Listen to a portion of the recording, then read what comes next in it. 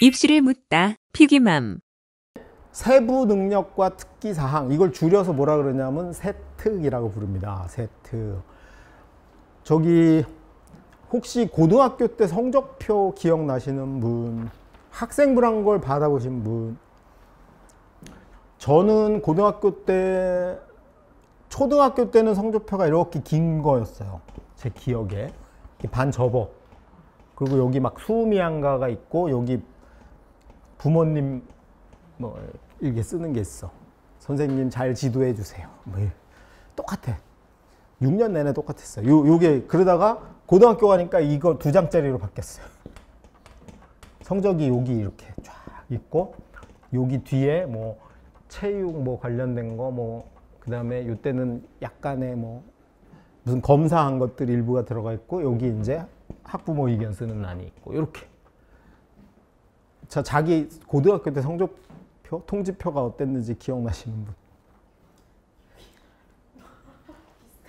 아, 이거 비슷해요? 자꾸 저랑 비슷하면 곤란한데? 제일 어리신 분이 누구야? 아하, 미국은 한국에서 고등학교 어때 기억나요? 아하. 그래도 그때도 있었어요. 뭔가가 있었어. 근데 이게 이제 바뀐 거죠. 여기로 바뀌면서 학생부가 어떻게 되어 있냐면 성적표가 이렇게 있어요. 이게 8번 항목이었다가 이제 지금 고등학교 2학년부터는 6번 항목으로 바뀝니다. 고1부터 줄어들어, 학생부가. 그래서 요거 이름이 뭐냐면 교과 학습 발달 상황이라고 합니다. 되게 중요한 이름. 장명 진짜 잘했어요, 이건. 교과 학습의 발달 상황이야. 그래가지고 여기 보면 이렇게 두 개 이렇게 나뉘어져 있어요. 그래서 고1, 2, 3 돼 있고, 여기가 1학기, 2학기 이렇게 돼 있어. 그래서 여기 보면 국어부터 해서 등급, 뭐 원점수, 표준 편차, 몇 등급, 수강자 이런 거 다 여기 정보가 깨같이 들어가 있는 거예요. 이렇게 다.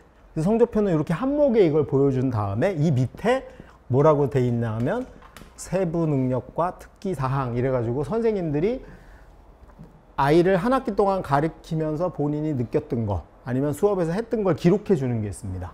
이게 외국에서는 있었던 거고 우리나라는 도입이 요때 된 거예요. 그래서 여기다 국어 선생님이 기록하는 거야. 국어 1학기 이렇게 돼 있으면 여기다 써는 거지. 뭐 3월 중 수행평가 시간에 진달래꽃을 발표하고 프리젠테이션으로 만들었다. 그럼 발표했다. 그러면 입사관들이 발표에다 밑줄 치고 빙고 발표했네. 그 다음에 이제 진달래꽃을 읽으면서 이별의 아픔을 노래하는 시를 하나 써봤다. 아, 그러면 작품을 하나 써봤네. 이런 거를 보면서 똑같은 1등급인데 이걸 안 해본 놈하고 해본 놈이 있어. 그러면 자, 만약에 둘 다 뽑아야 되는 상황이 훨씬 많아요. 1등급이면. 근데 둘 중 하나를 버려야 돼. 그러니까 우리 이별의 아픔을 생각하면 돼요. 자꾸 이런 얘기하면 혼난다. 편집 알아서 해주세요. 지난번에도 혼났어. 자, 어쨌든 뭐 하나를 해야 돼. 그때 1, 1이면 상관이 없었는데 한 명을 골라야 돼. 그랬더니 한 명은 발표도 하고 시도 써봤고 한 놈은 문제만 풀었어. 그럼 누굴 뽑겠어요? 발표해본 놈을 뽑아. 요게 세특의 영향인 거예요. 그러니까 교과 전형에는 영향이 있다 없다? 아무 영향이 없죠. 근데 여기에 옛날에 온갖 비리가 여기서 벌어진 거야. 여기다가 뭘 쓰기도 했어요? 무슨 책을 읽었다. 이제 이거 기록 못하는 거죠. 그 다음에 여기에 무슨 상을 받았다 이런 거 못합니다. 오로지 뭐만 하냐면 교실 안에서 한 활동만 기록할 수 있어. 그러니까 학종의 요소가 매우 많이 사라진 거죠. 그래서 이걸 세특이라고 합니다. 그리고 그게 모든 과목이 있고 이게 법적으로 또 된 거야. 어떤 애들이 이런 항의를 한 적이 있습니다. 자기는 4등급인데 자기는 세특을 안 써준다는 거야. 근데 학교 입장에선 학교 교사로 제가 이렇게 빙의를 해보면 학교 교사 입장에서는 4등급은 아무래도 대학을 잘 못 갈 텐데 굳이 이걸 안 써줘도 될 것 같아. 안 썼어. 근데 얘 입장에선 1등은 써주고 자기는 안 써. 차별하는 거야. 합리적으로 보면 이 4등급에는 세특을 쓰면 안 돼요. 왜냐하면 그 시간에 공부해서 등급을 올려야 돼. 근데 뭐 이런 개인의 이런 거를 조직이 막을 수는 없잖아. 그래서 이게 문제가 되는 거죠. 그래서 이제 교육부가 다 써줘라가 된 거야. 그러니까 이제 선생님들이 자기는 사범대 나오신 분 있어요? 친구분 중에 교사? 교사를 왜 됐을까요, 우리가? 아무것도 안 하고, 이것도 잘려. 맞아, 죽을. 자, 원래 자기는 교사가 된 이유가 뭐냐면 공부를 재밌게 잘 가르치고 애들이 시험을 잘 보게 해주려고 교사가 됐는데 전교생의 세특을 써줘야 돼. 근데 보통 우리가 어떤 과목은 한 150명, 200명 가르치는 수도 있거든요. 이름도 몰라. 아, 걔도 다 눈두개인데 어떻게 구분하지? 막 이러고 있는데 그걸 다 써줘야 돼. 그래서 나 이거 아닌데? 이러고 막 학교 선생님들은 힘든 거고. 그 다음에 학교 선생님 입장에서 수업 시간에 맨날 잔 놈이야. 그럼 뭐라고 써줘야 돼, 세특에? 자는 게 특기다. 이렇게 써줘야 되는데 그렇게 써주면 그 자던 애 엄마가 인격 모독이니 막 인격 살인이 난리가 나는 거죠. 이래서 사실 우리나라 제도에는 이게 아직 정착이 안 된 거고 일부 뭐 육성회장 아드님 같은 경우는 잤는데 자면서 독서를 100권 했다. 뭐 이렇게 기록이 되는 거지.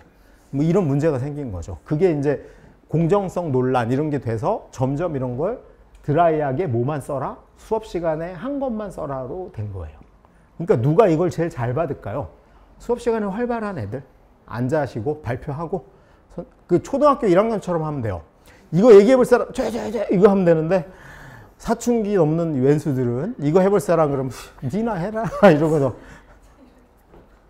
그게 세특입니다. 세특은 어디에만 영향이 있어요? 비슷한 성적인 애들 중에 누가 더 제대로 공부했냐 이런 걸 하는 거지. 예를 들면 누가 A와 B가 있어. 얘는 1등급이고 얘는 4등급이야. 근데 얘는 수업 시간에 발표 한마디도 안 하고 샤이한 애야. 샤이. 얘는 완전히 난리 부르스야. 온갖 발표 다 하고 근데 얘는 국어를 너무 좋아하는 얘가 제대로 공부한 거일 수도 있어요. 나는 국어를 너무 좋아해서 사지선다 문제, 오지선다 문제 푸는 것보다 나는 시를 쓰는 게 좋아요. 그래서 맨날 수업 시간에 수업을 안 듣고 시만 썼어. 그럴 수 있지. 그래서 이거를 이제 대학이 얘를 뽑을까 얘를 뽑을까를 판단하는 거죠. 국문과를 썼으면 얘한테도 기회가 있을지도 몰라. 근데 이 왼수가 경영학과를 썼어. 그럼 안 되는 거죠. 그러니까 사실 이런 모든 요소들이 전공하고 뽑는 사람 입장에선 내가 쟤를 뽑으면 잘 가르쳐서 훌륭한 학생을 만들 수 있겠다. 그거랑 비슷한 겁니다. 그래서 그런 요소, 주관적 요소 중에 하나다. 근데 대부분의 제정신인 대학은 그냥 얘를 뽑아요. 그리고 우리나라 대학이 학종을 별로 그렇게 선호하지도 않아. 왜냐하면 교수들이 발표하는 거 싫어해. 막 교수들이 수업하는데 정말 이렇게 창의적인 애가 와가지고 교수님 그거는 10년 전 이론인데요.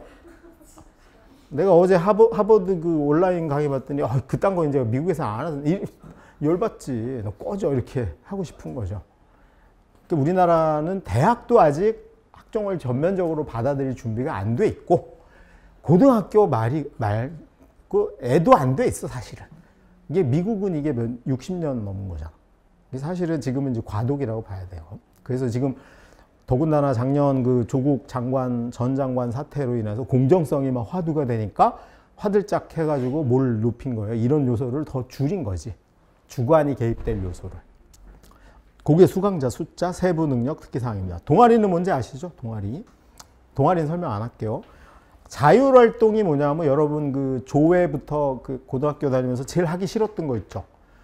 그래가지고 3월이 되면은 뭐부터 하냐면 학교 폭력 예방 교육 이런 걸 합니다. 학교 폭력 예방 교육. 그래서 그런 거 애들이 그 정규 학교 프로그램인데 수업이 아닌 거를 쫙 기록하는 게 여기 들어갑니다. 그래서 요즘 애들은 너무 바빠요. 심폐소생술 다 배워야 되고 학교 폭력 해야지, 성폭력 예방 교육 해야지, 뭐 하여튼 온갖 걸 다 배우는 거, 그거 기록하는 겁니다. 물론 여기에 일부 뭐 축제를 참여했다, 그 다음에 학생회 활동했다, 그런 게 기록이 되기도 합니다. 근데 이것도 역시 뭐에만 쓰일까요? 학종에만. 그 다음에 봉사활동, 이것도 뭐에만 쓰여? 학종에만. 진로활동, 진로활동은 고1 올라가면 교과서가 있어요. 진로교과서. 우리 때는 없었어. 진로교과서가 있고 아예 수업이 배정돼 있어요. 그래가지고 요 진로교과서 이름이 직업과 진로인가 그래. 직업과 진로고 주 1회 17주를 수업을 들어야 됩니다. 아예 동아리 활동도 수업 시간에 배치돼 있잖아요. 우리 옛날에 CA라고 기억나죠? 그것처럼 직업과 진로 저거 하는 수업이 있고요. 이 진로 선생님은 진로 교사지. 진로 교사는 전국의 모든 학교에 배치가 돼 있어요. 그래서 주로 누가 하시냐면 윤리 선생님마다 은퇴하신 분.